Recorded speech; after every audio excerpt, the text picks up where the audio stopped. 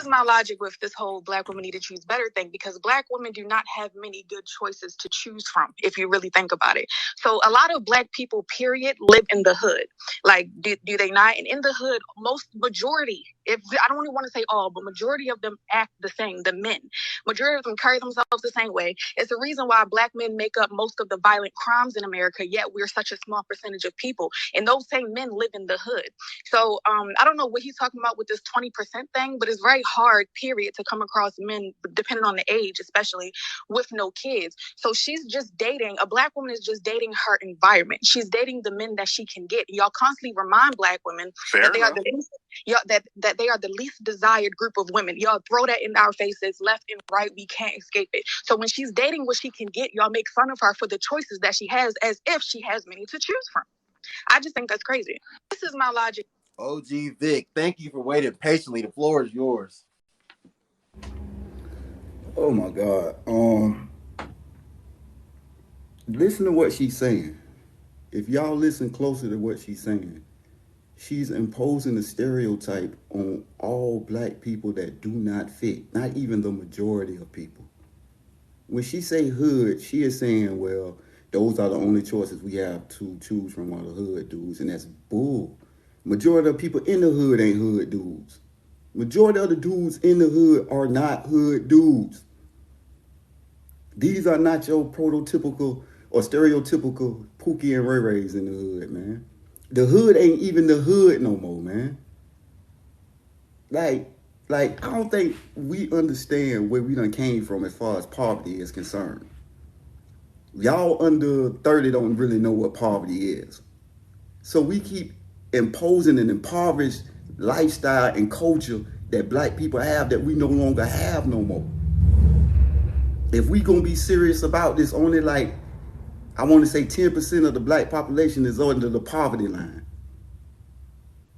So when we sit here and we make this visual that Black men are just these poor men that we don't have many choices to choose from because they're poor, broken, mentally straddled men, y'all are portraying an image of y'all men, whether y'all know it or not, that is not true. Y'all have better options, but what she did not say is, what am I doing to make myself appealing to the men who are not like these dudes? Because it's more of these guys that are out here that are not hood dudes that are hood dudes, man. The hood dudes make up such a small minority of the Black population. I'm not even understanding why they keep getting the attention that they are getting, because they are a small population. And to go back to what Shit Talker was saying, yeah, crack. I'm not gonna say anything she said was untrue, because everything she said was true. But what she failed to realize was what happened preceding that crack epidemic. There was a different epidemic, a single parent home epidemic. When you look at where the crack cocaine hit at, it didn't hit middle class Black people the same way it hit the inner city. The inner city, and then we talk about these Black neighborhoods. These weren't neighborhoods we built. These were neighborhoods we was forced into through redlining and other things. So you asking us to build some shit up that we didn't build in the first place. The shit we built was burnt down. So I'm sick of this shit where we keep talking about Black men as if we're some kind of helpless case where we always approach women with our hand out or with unreasonable demands. Black men are asking you for the fucking basics. Just to be a woman, that's all we are asking for. We are tired of playing these Klingon mating rituals with y'all. Well, we got to be we got to out-aggress y'all. We got to be far more aggressive than our women. And what these young Black men are learning, because Gen X wasn't as proactive with dating outside our race. We didn't date outside our race like the young millennials on down now. You know what they found out by going to school with these girls? Is that, damn, they don't act like that. When I approach them, they don't ask me what I want. They don't shoot me even if they're not interested, they don't give me much pushback. It's easier, they are easier to approach, they are easier to get along with. And it's not just white women, because we love to push that narrative. Oh, go get your white girl then. It's not just white girls. Black men are far more successful at dating out than black women, but that's not what we want. But that's what we can get because we are tired of dealing with unnecessary attitude. We as black men and black women, we face the same fucking oppression.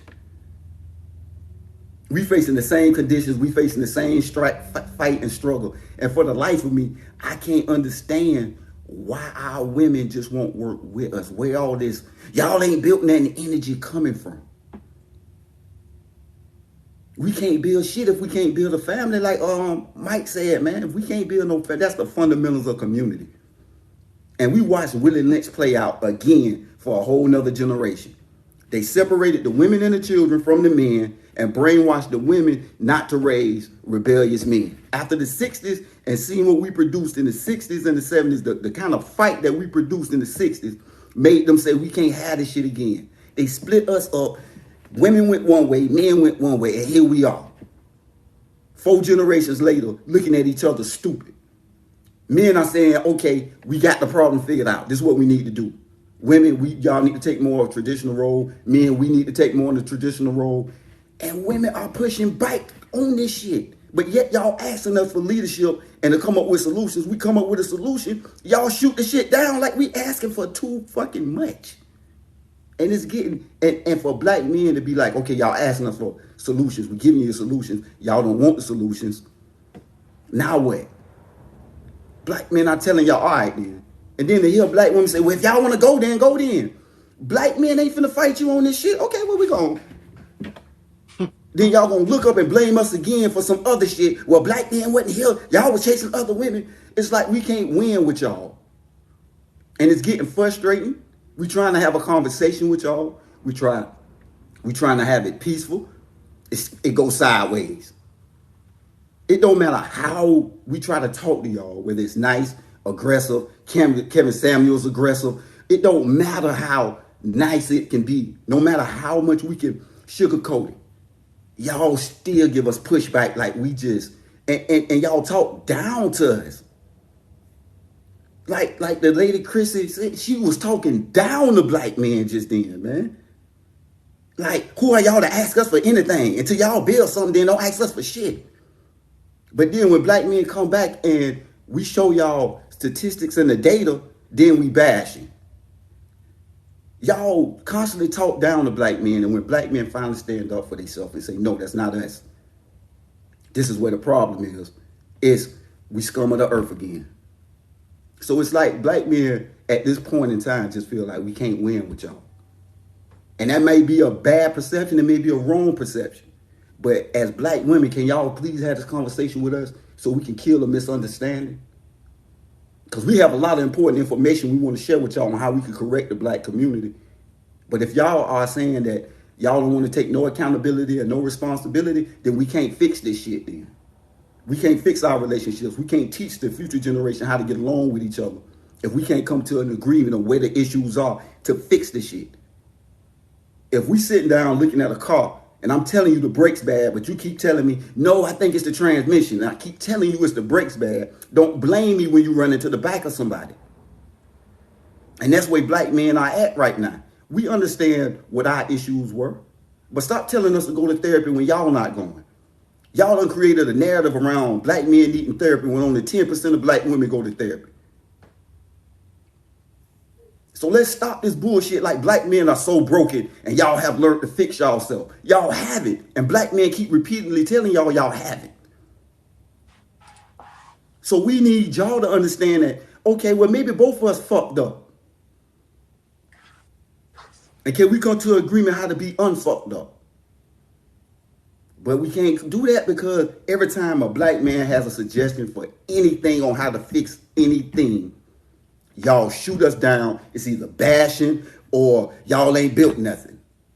Or just invalidate it in general. Invalidate what we're saying in general. Just invalidate it, period, bro. A deflect totally. It's like the only part of the black community that needs to be fixed is the men. And truth be told, the men have been working their ass off over the last 20, 25, 30 years to fix themselves. I'm looking at these young brothers now, man. These young brothers are on their shit and don't get enough recognition and praise for that. I lived through the 90s and the 80s. So I can attest to everything that Shit Talker was saying. She right about the destruction it caused. She is absolutely right. But what they wrong at or what they ignore is why did it have such an impact that it had? It's because the family was already destroyed at that point. By the time crack came, man, we were so separated from each other at that time, bro. Like she said, Gen X was the first single parent household, bro. We grew up, my generation grew up under the first single parent household, bro. And it's just to the time now, bro. We got to fix this shit and we got to have these honest conversations, even if they hurt our feelings.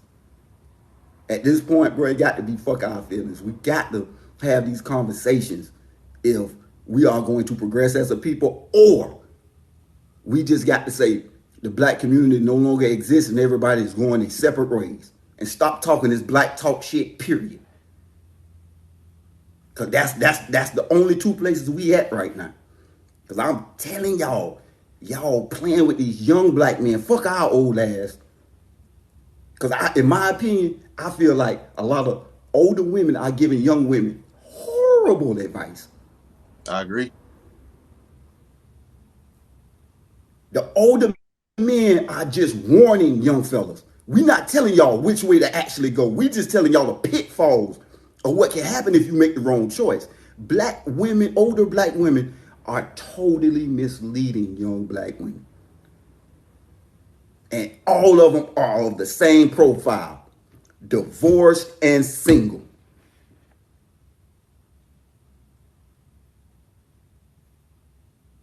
And when they talk about their ex-husband, 1 or 2 out of 12 may say something good about him.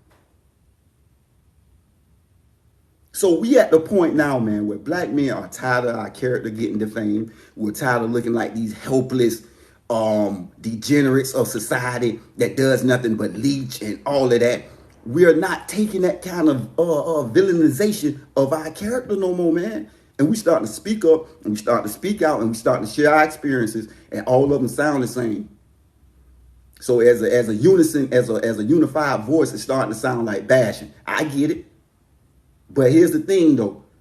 In the 90s, when we had the Sally Jesse Raphaels, the Oprah Winfrey's, the Ricky Lakes telling us how bad we were, we ain't denied. You know what we did? We went and got better. And then we came back to the table in these 2000s and said, hey, we want to renegotiate these deals we getting. And now we at the table to renegotiate. Black women like, man, the fuck y'all talking about? Renegotiate what? This has been for the last 40, 50 years. Fuck y'all. Well, go to them other women. And black men are like, aight. So I'm just telling y'all can say it's cap, you can say whatever it is. But I'm telling y'all how these black men are feeling and thinking. If you are saying fuck them, then say fuck them then. But don't get mad 30 years from now. That shit ain't go in your favor or work out like you thought it would. That's all I'm saying. Thank you, OG. I appreciate you. Always appreciate you being here. You have a great night, OG. Yo. All right.